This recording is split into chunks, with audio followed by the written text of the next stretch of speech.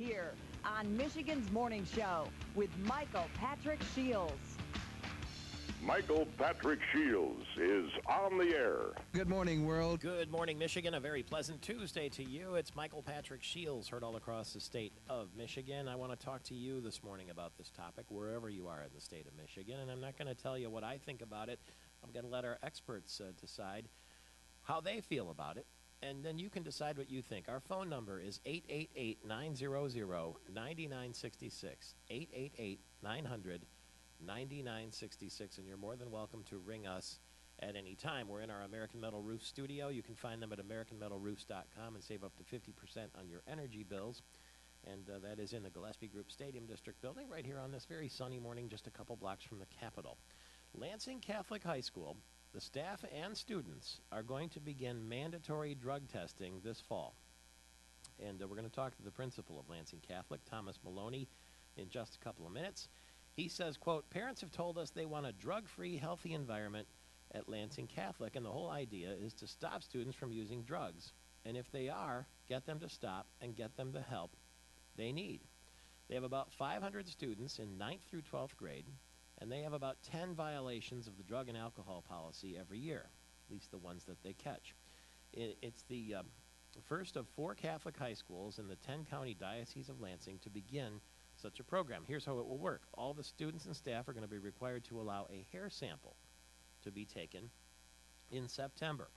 Samples are going to be sent to a lab in California for a test that can detect drug use within the past 90 days. And then random testing will also occur throughout the school year. What happens to the students who test positive? They're going to be referred for counseling and rehabilitation if necessary, and then retested at a later time. The school's policies already prohibit staffers from using drugs, and if a staffer tests positive, the matter will be handled swiftly using personnel policies that are already in place. The board's decision, the school board, with drug testing was unanimous. And that starts this September. Let's start with, before we speak to the principal, Dan Korobkin is the General Staff Attorney for the ACLU, the American Civil Liberties Union of Michigan. Good morning to you. Hey, good morning, Mike. What was your immediate reaction when you heard this decision by Lansing Catholic Central High School? Well, first of all, I should say that the ACLU focuses mainly on the Bill of Rights in our Constitution. And as you probably may remember from civics class, the Bill of Rights and the Constitution applies only to public schools. Right. And it doesn't apply to private schools like Lansing Catholic High School.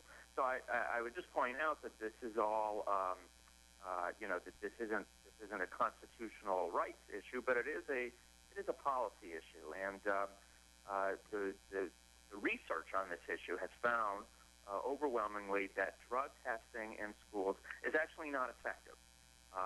It does not deter drug use, and the students' rates of drug use in schools that have drug testing are exactly the same as those that don't have drug testing. Why would that be? Any speculation or research? Well, yeah. I mean, it is somewhat speculation, but drug testing tends to be not very effective at sort of catching the kids who really want to use drugs, right? So kids who are really dedicated to drug use will know how to get around those tests. And meanwhile, everyone else who's completely innocent is being asked to basically prove their innocence by, in many cases, peeing into a cup. It sounds like here there's a hair sample being taken, but they have to face the consequences of a drug testing system that actually doesn't deter drug use. Why not do this in public schools, too? One of the rationales that the principal will tell me in a couple of minutes, because I see it in the story here, is that if someone is approached by, if one kid's approached by another kid and says, hey, you want to try a little of this, the kid has an easy out. He can say, I can't because they drug test here and I don't want to get caught. That helps with the peer pressure situation.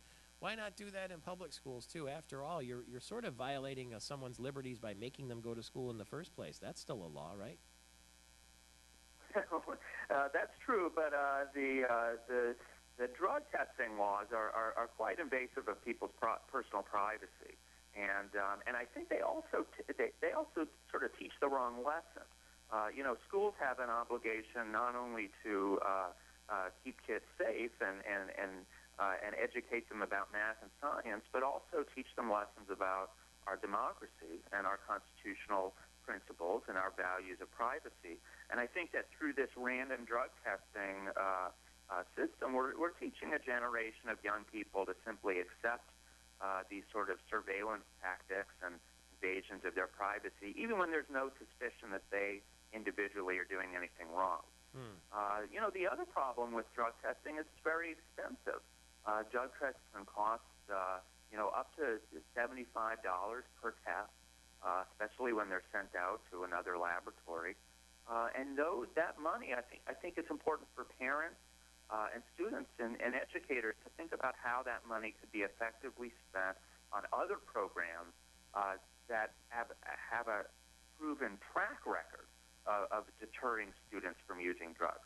Because if the studies show that the random drug testing doesn't actually deter drug use, but other programs do, it seems that drug testing is not the solution that maybe people would automatically assume it is.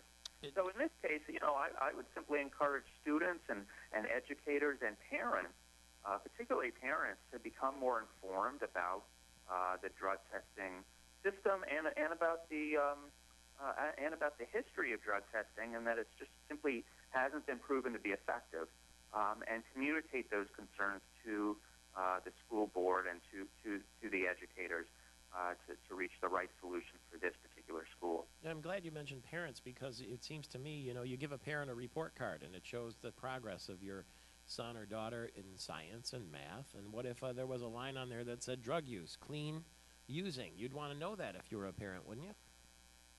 Yeah, well, I think it should be up to the parents, and I think it should be up to individual parents. Keeping kids safe is obviously a role that's played by both schools and families, but when it comes to invading people's privacy and making kids sort of prove that they're innocent of wrongdoing, I think that's a decision a parent needs to make about whether their individual child should take a drug test.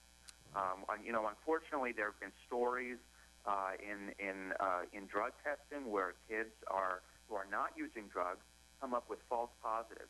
These drug tests aren't perfect. They can detect drugs when kids are using their prescription drugs prescribed by their doctor, for example, and then that leads to a breakdown in trust, not only between the kids and their educators, but sometimes the kids and their families too. So this seems to me like it should be a family decision, a parental decision, and it should be made knowing all the information about drug testing. All right. Thank you. Good chat this morning. Sure appreciate it. That is Dan Korobkin, the General Staff Attorney for the ACLU of Michigan. The phone line's open for you right now at 888-900-9966. 888-900. Be sure to listen to the AARP.